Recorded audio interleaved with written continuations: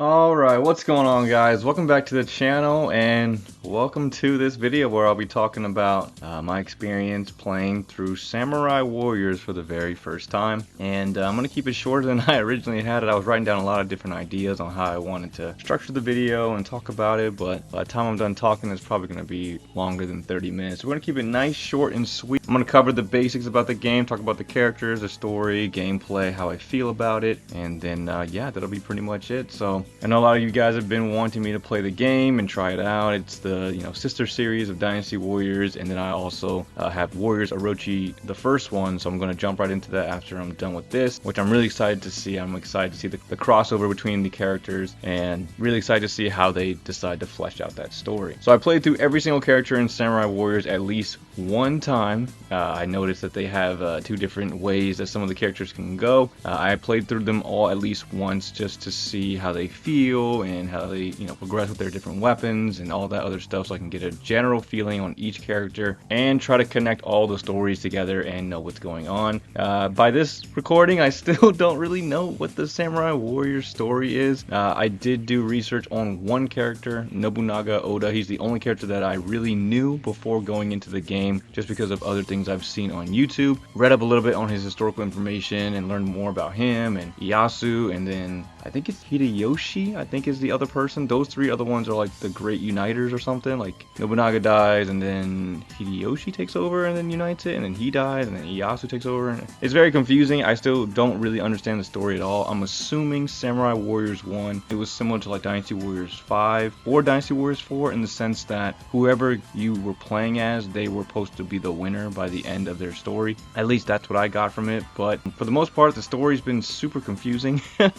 I don't know why Nobunaga consistently gets betrayed. I read that Mitsuhide is the one that actually kills him in history, so that made sense. But before I read that, I was like, why is he getting betrayed by people that were under him, that looked up to him? And then his sister betrays him, or like goes to fight him. His wife betrays him and tries to kill him. And I'm like, damn, no one really likes this Nobunaga guy. It's just a really overall confusing story. But yeah, anyway, the story was fun. It was interesting, confusing, but I had a lot of fun with the story. Let's jump into the gameplay and talk about how the game felt versus like Dynasty Warriors. It was pretty similar in the sense that once I got through all 15 stories, I was already pretty accustomed to the game and stuff like that.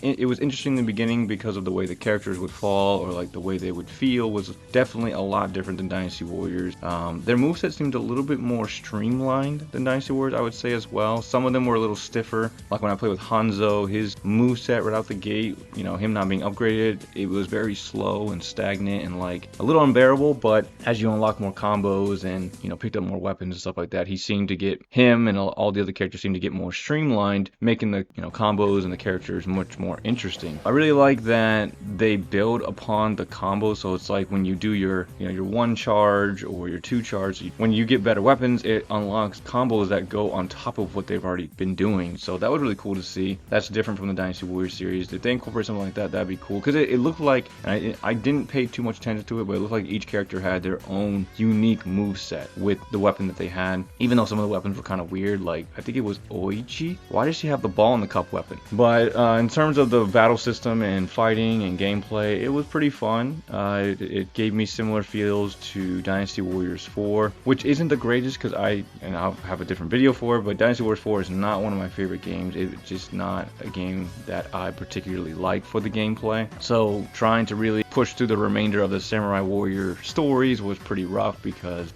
some of the pacing for it was kind of slow. But for the most part, the gameplay was pretty cool. Can't complain too much about it. But I did want to mention the way the game kind of pushes objectives versus Dynasty Warriors. So when you land in the map in Dynasty Warriors, you can kind of take your time and navigate throughout the map like your own pace, versus in Samurai Warriors, when I had an objective, especially in the beginning, it was like, okay, let me get through the people that are in front of me first and I'll get to the objective later, because my assumption was that the objective will always be there and I'm never gonna like run out of time. You're supposed to complete the objective, so why would they not give me enough time or whatever it may be? I was wrong. There were some instances where I did not complete the objective in time and it caused me to lose, or it switched things up, or the objective went away completely. And throughout playing it over and over again, I tried to get the objectives done quicker, which made the game feel a little forced in a way, because it's like you have to do these things. You cannot enjoy, first of all, getting used to these new characters. I had no idea who they were, but you just had to jump and find and go to kill Tadakatsu Honda right away. By the way, what's up with Tadakatsu Honda? This guy's an NPC, but he's got so much spotlight on him.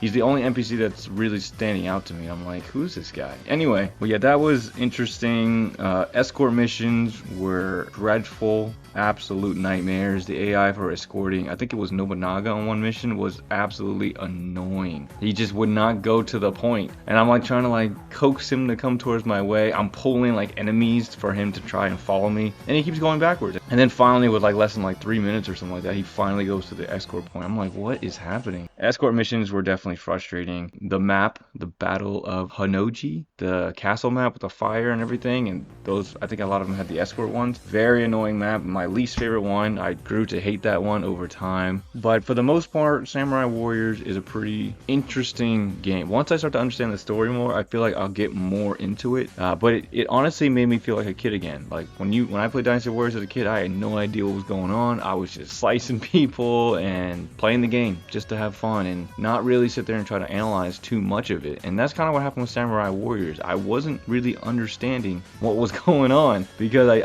it didn't make any sense to me. For example, I played Yukimura as my first character because I hear he's the equivalent to Zhao Yun, and in the first like cutscene, like the first like 2 minutes, the main guy gets killed by Hanzo, which increased my like, ooh, which character is, what is he like? And it also made me think about like, why is Hanzo loyal to this Ieyasu guy?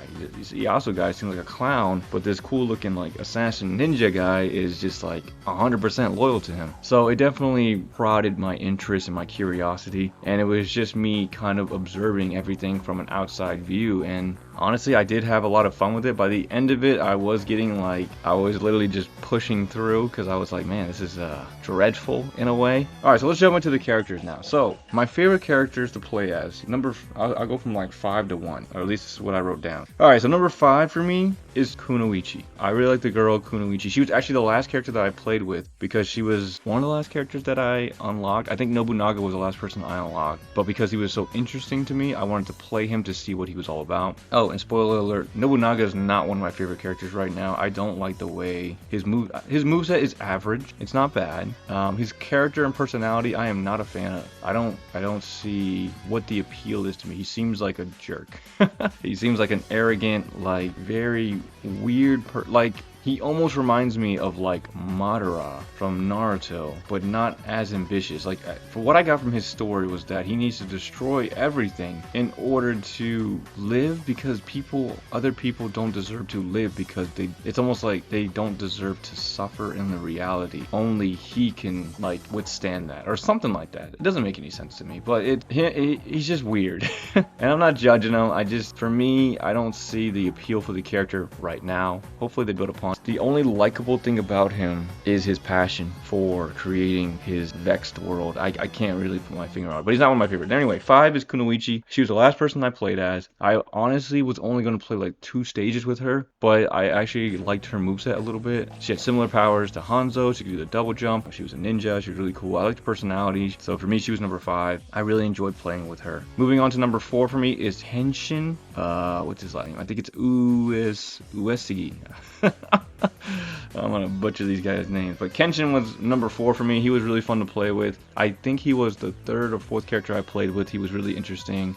He was noted to be the god of war for this game, I think. So he's really interesting to see and what he does and all that stuff. So for me, Kenshin was number 4. Really fun to play with. Number 3 is Hanzo Hattori. He's a character that I think I've also heard before. His name is really familiar, so he was interesting to play at. Again, my first impression with him was this ninja-looking dude, and he stabs Shingen Tagada and kills him within the first 2 minutes of my playthrough. I'm like, what the heck? He has this intimidating factor about him. I'm like, I want to play him. I want to see what this guy's about. So his moveset isn't the greatest. I like the powers that he has, the ninja skills. I like just the intimidating factor that he has, that presence that he has, and that's why he's number 3 for me. Moving on to number 2, Yukimura Sanada, being the equivalent to Zhao Yun. He was pretty fun to play with. He's got Ma Chao's old voice actor, and he seems to be the righteous one of the series. Not saying that the other characters aren't righteous, but he's got the similar qualities of the in-game Ma Chao, the in-game Zhao Yun, that honorable justice, and I can honestly get behind characters like that. Definitely a fun playstyles. And yeah, then moving on to my favorite number one character, hands down, right now, number one for me is Keiji Maeda. Now, I don't know his story. The only characters I really know in terms of story is Nobunaga, and then a little bit of Hideyoshi, I think that's his name, and then a little bit of Ieyasu, right? And those two characters aren't even playable. At least I don't think they're playable, because I'm pretty sure there's only 15 playable characters in the game, max, and I played through every single one that I could. But Keiji Maeda is number one for me. I don't know much about his story. He seems like a, what's the word, like a mercenary. He seems like a person that gets hired to do things. And when I was playing, who was I playing to? I think I was playing through Kenshin, and Keiji was on Nobunaga's team, and he was like, I want to join you because you seem powerful or fun or something like that. Like, you seem like the winning team. So then Keiji goes over to Kenshin. But I like Keiji. He's got a lot of personality in the game. I love his interactions with some of the characters. Him and Gomon crack me up. It's just, he's got a lot of fun cutscenes. He's got a lot of fun. I guess that's a good theme that, and if, for people that are watching, or you know, I'm assuming are Dynasty Warriors fans as well. That's why Sun Tzu is number one for me, because he's got that same fun personality, just there to have a good time, and you know, kind of whatever happens. But Keiji Maeda has a great moveset. He's really fun to play. His horse is really good. God, what's his name? Maku Satazada or something. I'm assuming it's similar to like Red Hair. It's a really fast horse. It seems like it to be the best horse in the game. I actually looked up how to get the horse so I can get to the objectives and get my characters through points faster, because again, the game pushes. It seems to push those objectives. But yeah, I mean, that's all I really have for the games. Mitsuhide was a really cool character, but he just was, at the end of the day, it just seemed average. Same with Ranmaru. Oichi with her cupping the ball. I didn't really understand that. Gomon was interesting. Oh, one thing I forgot to mention, the castle scenes or castle missions, the infiltration missions, those are really fun at the beginning. Then later on, they kind of, you know, eventually they got old, but it was really cool to see a different perspective on how they could like make maps in the game, and like one that constantly gets bigger as you explore it was really, really cool. But overall, the game was pretty fun. I enjoyed playing it. I'm gonna get Samurai Warrior 2, see who they make playable and all that stuff. Hopefully they expand on this Tadakatsu guy. He's the only NPC that seemed to really stood out to me. But I'm really excited to play Warriors Orochi 1. I mean, I'm so excited to see the crossover of what's going to happen with the Dynasty Warriors characters and the Samurai Warriors characters. And then, if you made it this far in the video, I appreciate you guys for watching. The one thing I want to mention is the main reason I want to do these, or at least get really comfortable in no Samurai Warriors, is because I am dying to do a 1v1 analysis. So I was watching the Nobunaga versus Salsa one that I believe Drake Vagabond posted like a year ago, and it was a really interesting premise. I was like, that's really cool. Now, me being a die-hard Dynasty Warriors fan, I'm gonna have to pull my bias out from it as I do the analysis, which I will, but that's the main reason I'm doing this series, because I really want to do those analysis. So 1v1, you know, Yukimura versus Zhao Yun, Salsa versus Nobunaga seems like a very unfair because Salsa is, I mean, Salsa's a good martial artist. I mean, maybe we'll do it again, but Salsa's a very good martial artist, but he's not a general. He's not one of the strongest characters. It would be interesting to see like Nobunaga versus Sun Jian. That would be more of a interesting kind of perspective, because Sun Jian was more of that fighting warrior type. But Kenshin, if he's the God of War versus Guan Yu God of War. I don't know who this game's Lu Bu is. For me, it seems like it's Keiji Maeda. So maybe when I do more analysis and background, once I can get to the point where I'm very comfortable knowing each character in and out, then I'm going to start delving into those 1v1 analysis. But yeah, guys, that's pretty much all I have for the video. Samurai Warriors 1 is done. I'm finally breaking into the other half of the series, so that way I can finally play Warriors Orochi. I've seen gameplay of it. I'm not like super new to it. I don't know the story at all. I don't understand anything really much about it, so it's going to have a similar feel that I had in Samurai Warriors 1. But honestly, the game was alright. It wasn't that bad. The cuts, like the intro for Samurai Warriors 1, did not get me hyped up the way Dynasty Warriors does, so I was a little disappointed about that. But that's all I have for the video, guys. Hope you guys enjoyed it. If you guys have any ideas about the game or what I should do with the game, I'm obviously going to do an analysis series with it once I get really comfortable with the characters. I can't do it now. I don't really know much of any of them right now, so I can't make it just yet. But if you guys have any ideas, let me know. But I'm excited to get to know these characters very well, so I can pull the analysis and see, just do the fun stuff. Dynasty Warriors versus Samurai Warriors. That'll be a lot of fun. But that's all I have for the video, guys. Hope you guys enjoyed it. If you did, definitely appreciate a like, comment, or subscribe, and I will see you all in the next video. Thanks for watching, everyone.